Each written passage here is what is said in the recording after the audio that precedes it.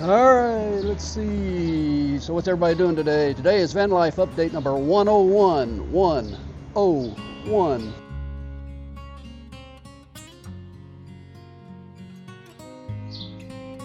Since January the 1st, I've been doing these updates. My name is Mitch.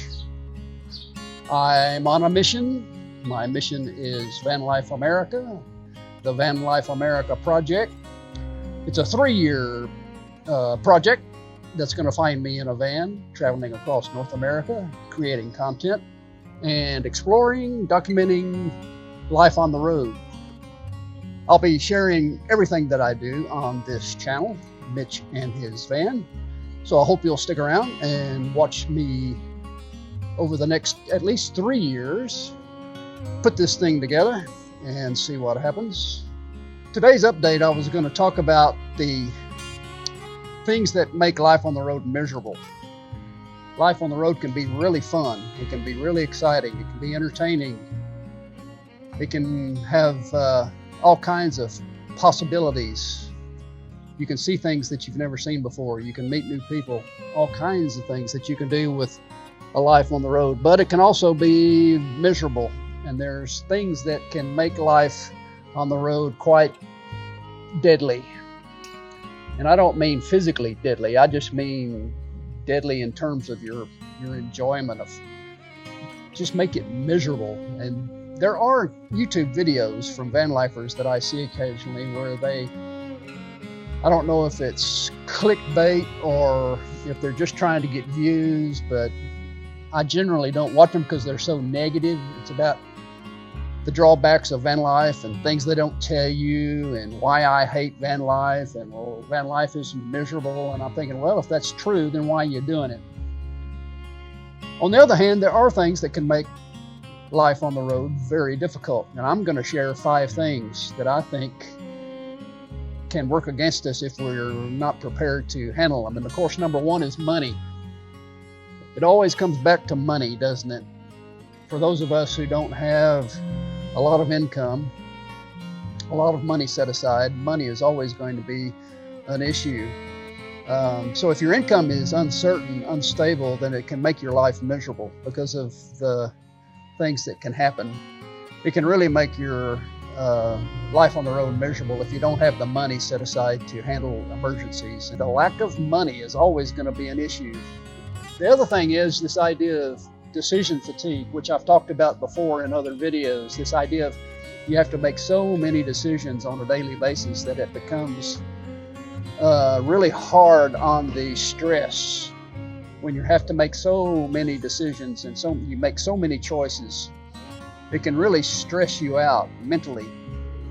And it's called decision fatigue for a reason, because it just wears you down, it wears you out. One thing we can do to handle this decision fatigue is to come up with some basic rules that we follow each day. Rather than making decisions, we're going to make rules to replace those decisions. There's going to be things that I will do that are a part of my routine that takes the decisions off the table, because I have rules that I follow. For example, I will only drive certain times of the day. Let's say I'm going to drive only between 10 and 3 o'clock each day, and that's it. So there's no question about when I'm going to be driving each day. It's going to be between 10 and 3. That's an example of just setting up one rule that helps delay and put off some of the decisions that I have to make. And of course, the third thing that I'm going to mention is the breakdown issue. There are going to be times when you've got breakdowns, and they're unavoidable. And if you have no plan to handle a breakdown, then you're in trouble. There's got to be a plan in place, some way that you've already thought about in terms of coming up with a solution when you have a mechanical issue or some sort of breakdown on the road. I remember I was stranded in Albuquerque when my Ford Explorer broke down, and I had like $300 in my pocket, and that was it. I had to take it to the repair shop, and I had no idea how I was going to pay for it. Then I remembered I had a lot of stuff in storage back in Texas, and I ended up having to sell a refrigerator that I had in storage. and I use that money that I sold my refrigerator for, I use that money to help pay for the repair. But that's the kind of issues you run into if you're not really planning ahead for those kind of mechanical issues. So it's going to be helpful to have a fund set aside for emergencies. And I'm talking about a major fund of $3,000 or $4,000 or $5,000 is not unusual to put into an emergency fund, because you know as well as I do how expensive repairs can be. Mechanical issues are always going to be a problem. All right, so we've talked about money, always going to be an issue. We've talked about mental fatigue or decision fatigue, because there's so many decisions that we have to make on a daily basis. And then we're going to have these mechanical breakdowns, these mechanical issues that are always going to be in the back of our head. What happens today if my battery goes dead, or if I have a flat tire or something happens? Those are the kind of things that build up over time and give us stress. Well, there's the fourth thing that I'll think about, and that's pretty basic to all of our needs, and that's getting enough sleep. There is a problem getting enough sleep on the road. I know some van lifers who have a hard time getting a good night's sleep on the road because of fear. They're afraid someone's going to break into their RV or their van, and especially if they're traveling alone, there's a lot of fear involved. And if you're doing some parking in areas that are not that safe, or you're boondocking way out in the boonies and you're all alone in the dark at night, it's very difficult to sit there and feel secure, and it robs you of your sleep. And there's no bigger killer to your life on the road than not getting enough rest and enough sleep. So I think we need to step back and take a real look at our situation and see what we can do to make sure we get plenty of rest and plenty of sleep. Now for me, that means setting aside about 10 or 12 hours just for rest. It's not unusual at all for me to spend 10 hours sleeping, because I know of the amount of fatigue and the amount of rest that I need. Now, if I was living in a normal house, had a normal job, and was not living on the road, I was more settled down and in an apartment or something, then 7 or 8 hours is about all I would need. But I know being on the road, it requires more. So that means going to sleep earlier and getting up later, spending more time resting. And I feel so much better when I get plenty of sleep. I can always tell when I don't get enough sleep, because people become irritable to me. I get irritable. I get upset at little things, and I know immediately, well, it's because I need some rest. I need a nap. I didn't get enough sleep, and I can always tell. Poor sleep. Look at your schedule. Look at what you're doing. Make sure you get enough sleep.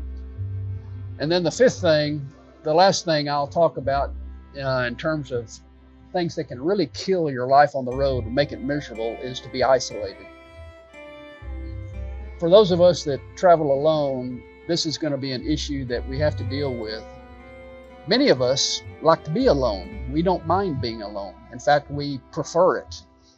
We like being cut off from other people. Sometimes it helps us focus. It helps us do the things that we enjoy doing, whether it be reading or writing or doing things on the computer, editing videos, creating content. There are things that we like to do that just leave us alone. We like being alone. But that's not to say that we can live that way full time. We have to be in contact with other people.